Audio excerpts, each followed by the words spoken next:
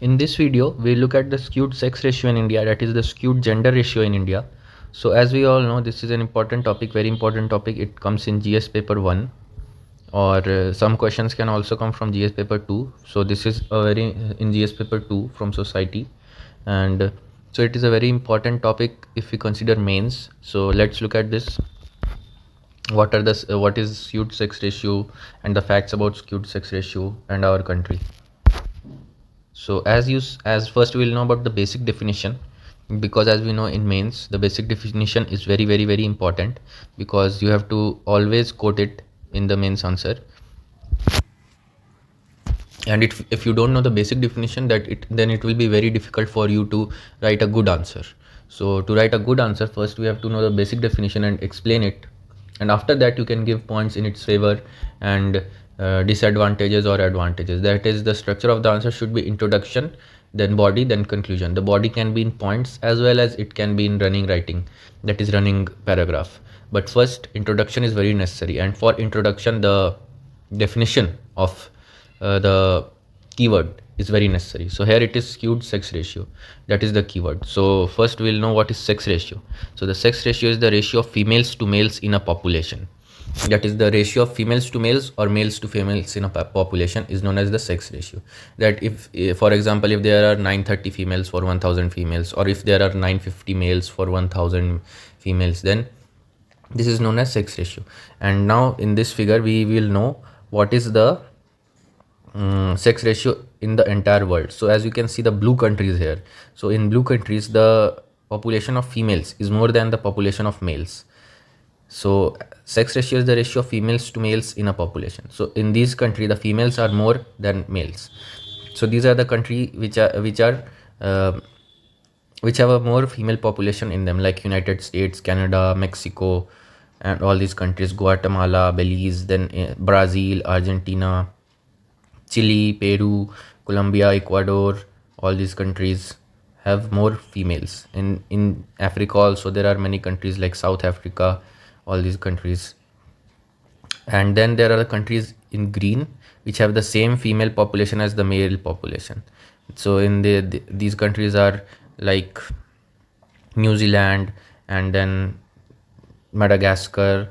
After that there is Sweden, and then there is Indonesia. These are the countries which have the same female population as male population. And then there are the countries in red where the male population is higher than the female population, that is India, Pakistan, China, the Middle Eastern countries, Egypt, Tunisia, Sudan, and these are the countries with more male population, male dominated society, than Greenland. So we can see that the countries with more female population are more than the countries with more male population. So if we look at the global perspective, then the world is still safe for women, and in many countries, especially the developed countries. But in case of developing countries, and in case of countries like India, Pakistan, then Iran, Iraq, so there the male population is more. So reason for skewed sex ratio or gender ratio is that first one is gender bias. That the gender bias is that the first one is gender bias, that is males are more physically dominant, and males are more males play a more important role in the economic in the economic upliftment of a country. And as well as there is a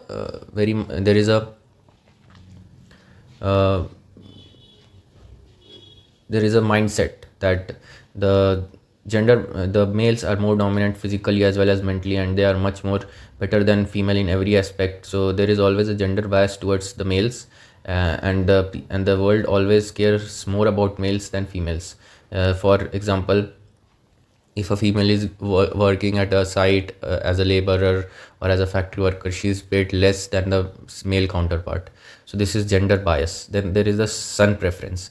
In developing countries like India and many other African countries, as well as Pakistan, Iran, Iraq, these countries, there is a son preference, because these countries were firstly imperialist economies, and there were many social ills which the women have faced here.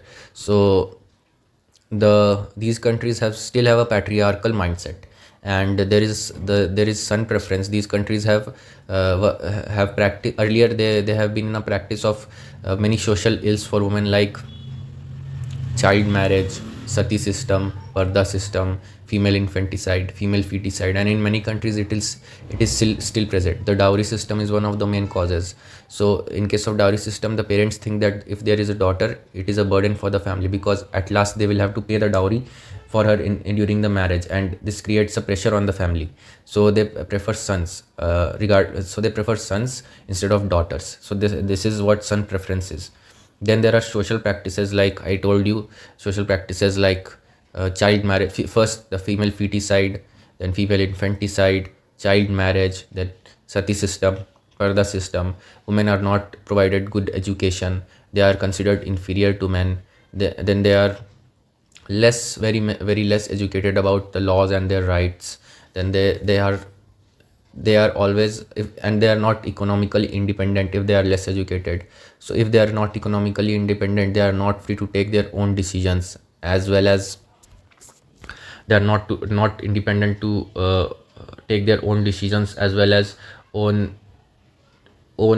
decisions in life, as well as in economic sphere. And they are also, the government of India has provided many social, economic and political benefits of the women, and laws in the constitution are there, as well as the articles are there for the social upliftment of the woman, or the second gender.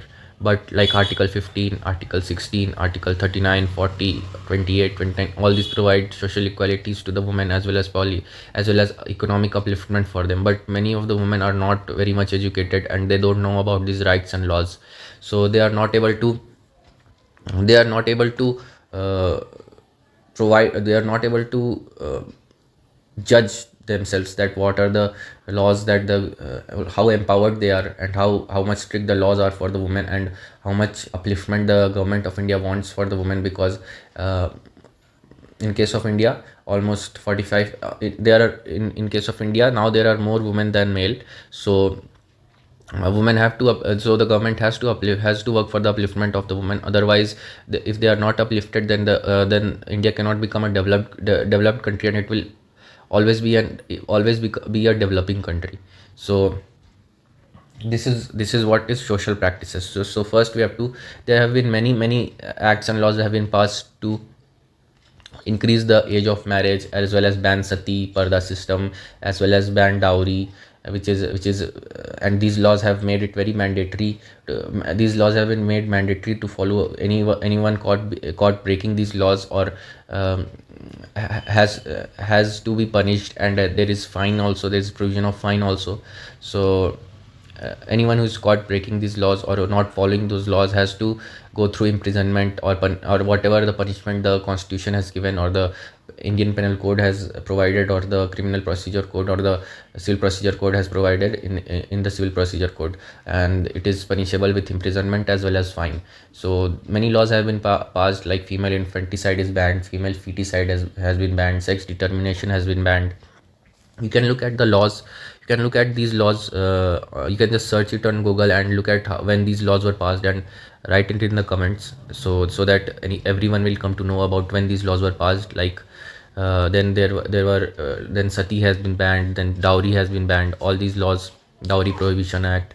Then these laws have been passed by the government of India to make the women in India more powerful, more empowered, and give them social, economic as well as political equality, and make them equal in all respects to men. But still India has a patriarchal society, and women face day to day problems like sexual harassment at workplace. Then they are not they are very insecure in many areas of the country, in big cities also. And they're very insecure, and social security is a concern for women. Then there is eve teasing is a very big concern in India. So all these are the practices. That's why most of the parents in India don't prefer daughters, instead they prefer sons, because mothers also know that if they give birth to daughters, then they will have to face a lot of problems in this patriarchal society. But still the mindset is changing day by day, but still a lot has to be changed. So then there is the counter effects of rise in income. So as we know that India, the income has increased by 10-fold since independence, 10 to 12-fold since independence.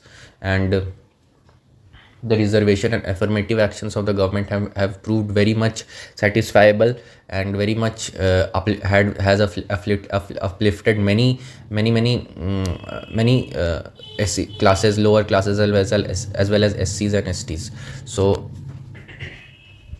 the thing is that the counter effect of rise in income is that the son preference has increased more and more, because parents see that if there is a daughter, they will have to pay dowry, they will have to face many the daughter will have to, as there is a patriarchal society, the daughter has to face many problems, as well as she will be married to someone, and she'll be and the dowry system is still prevalent in many parts of India, especially in rural India. So the parents consider this as a burden. And if you consider rise in income, then this thing that if they give birth to, if a son is born, then he will obviously be economically independent, and he will do some work, and he will not be a burden on them, as well as there is no concern of social security, and there will be a rise in income. So he will contribute to the economic income of the country as well as the family. But they don't understand that if the women are educated, and they are given good education as well as training and vocational training, skill development, then they can also contribute to the society. But women are always burdened with the burden that they have to take care of the family, and they have to they don't have to aspire for anything, they don't have to live an independent life. Their only life is to support the only important thing in their life is to support their husband and support their family, as well as give birth to a child, and then the upbringing of this child. So most of the parents don't see that the providing good education and good skill development and vocational trainings, as well as will result in the upliftment of their daughter, as well as empowerment of their daughter, and can result in the rise in income. But they prefer sons because they definitely know that it will result in the rise of income. So as we know, now we'll go to the issues related to lower sex ratio at birth. First one is gender imbalance, and second one is distortion in the marriage system.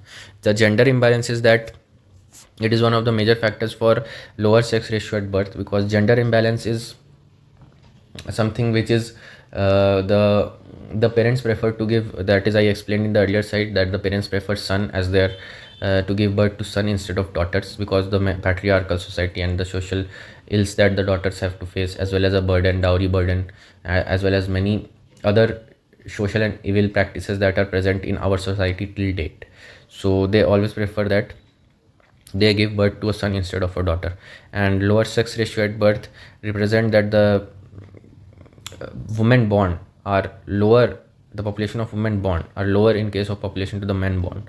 So if there is a lower sex ratio, then it results in lower percentage of women compared to men, or lower ratio of women compared to men. So then there is the distortion in the marriage system, that is the dowry system. And the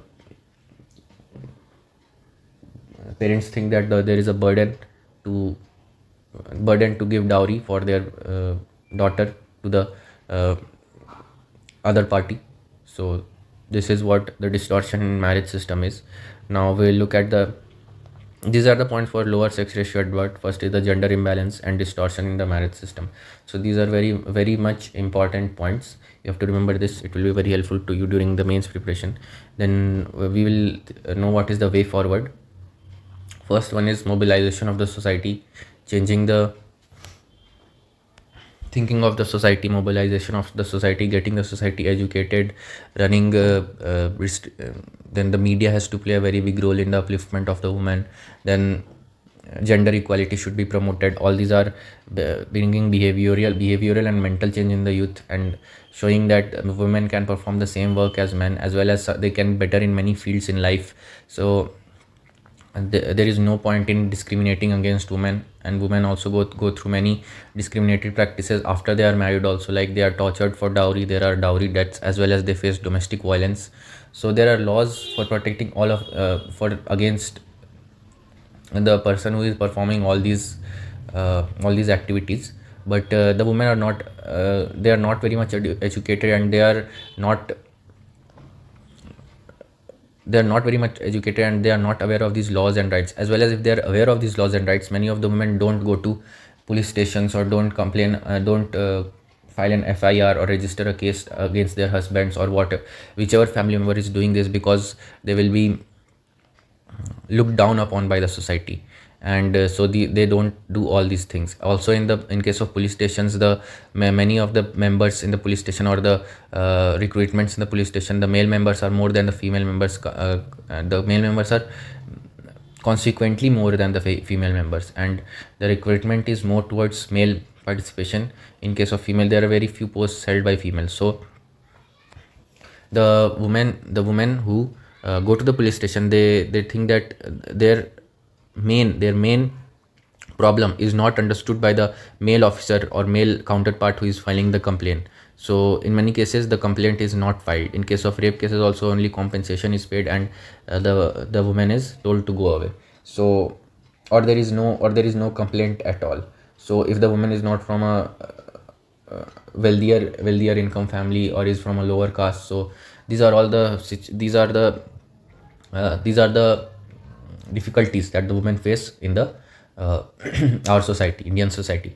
So bringing behavioral change is first, and then sensitizing youth, especially the boys who are being born, especially the boys and the parents, especially the boys who are being born, who are in the age group of 10 to 20 years, who will be the next generation of our country. We have to provide good education to them, as well as the females also, so that they get sensitized towards this issue, and they think women as their equal counterpart instead of discriminating against them. They should promote gender equality, and they should also help in upliftment of the women, because if they help in upliftment of the women, then they are helping the upliftment and the economic independence of the country. So sensitizing youth is very much important, and very much important point.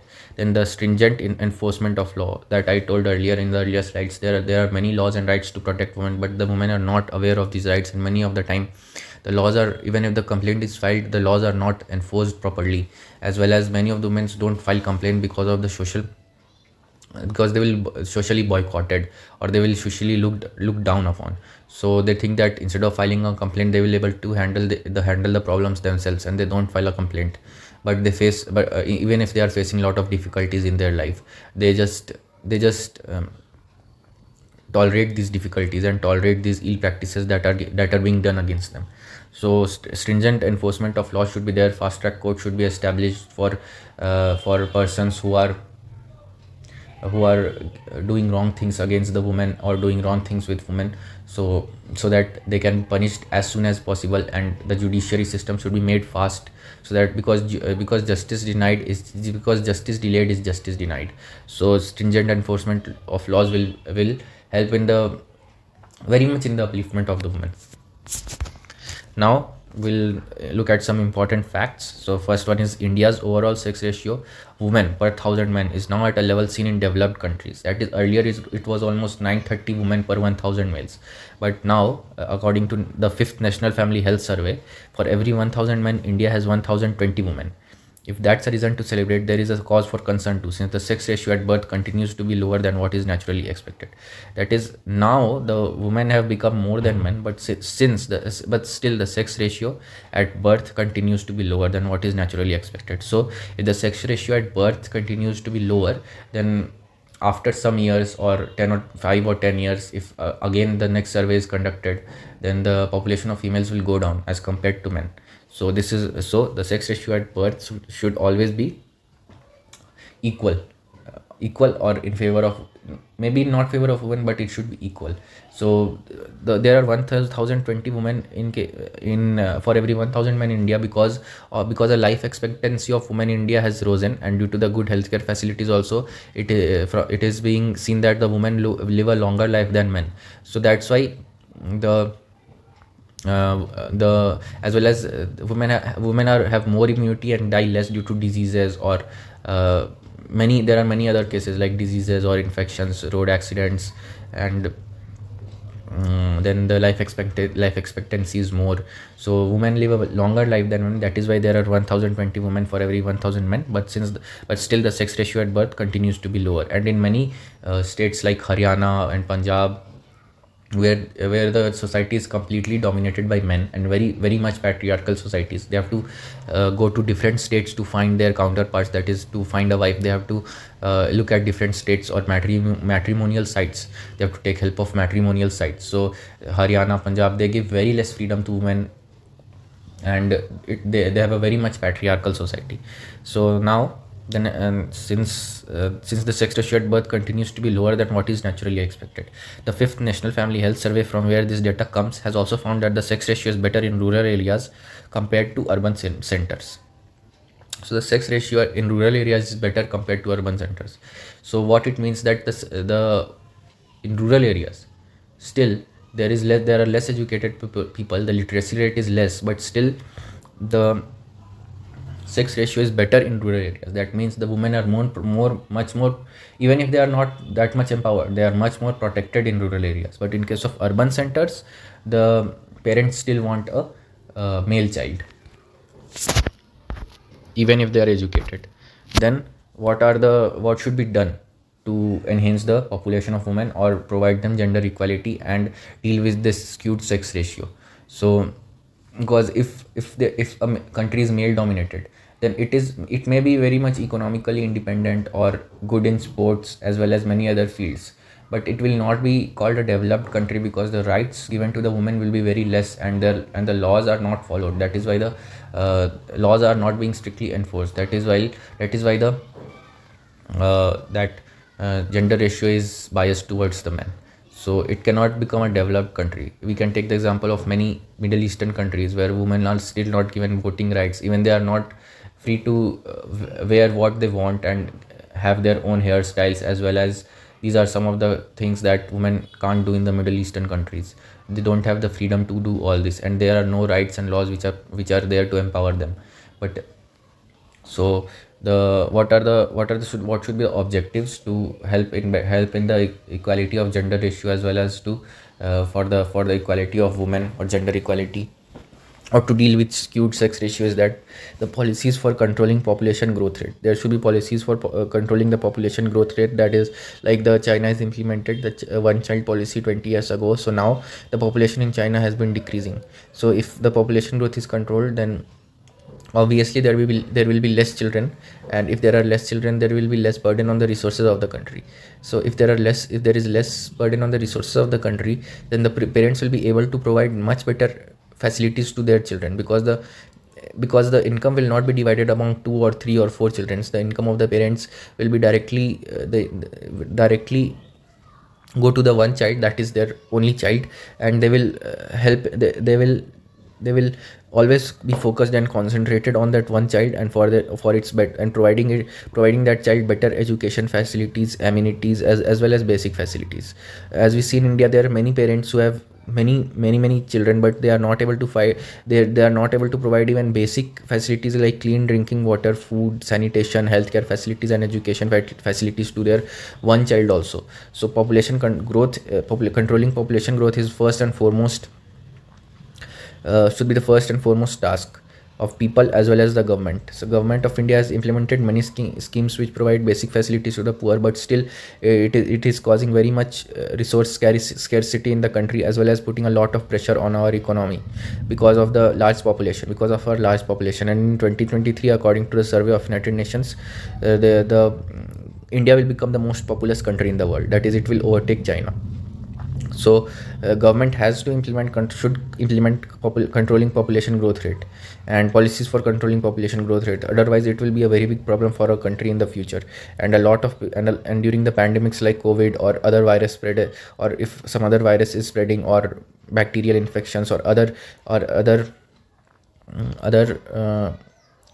diseases or pandemics, a lot of people will die because the resources in our country will not be sufficient to help all these people. And as we know, the natural justice system will be followed, that is the survival of the fittest. Only the fittest who are fittest and the better off people who belong to the economically better section of the society, the upper class people, will be able to survive, and the lower class people who are not so much better off will perish.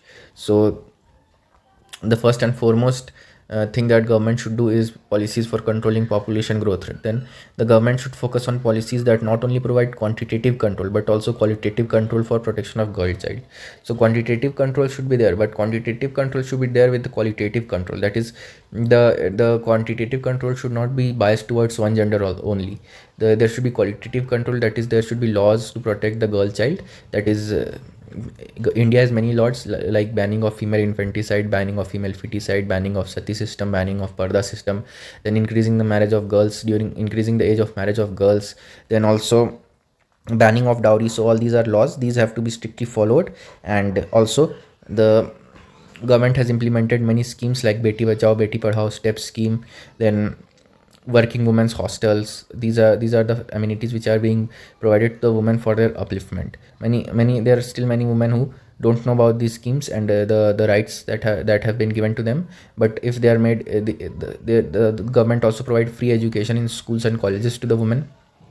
So if they are educated and they are trained as well as skilled and developed, they have some skill, they will be able to manage their economic conditions, as well as they will be able to be economically uplifted and live their own life on their own terms. So these are the things that everyone should, the government should take care of, and the people should also take care of. So after, in the next video, we'll look at some other important topics of mains exam.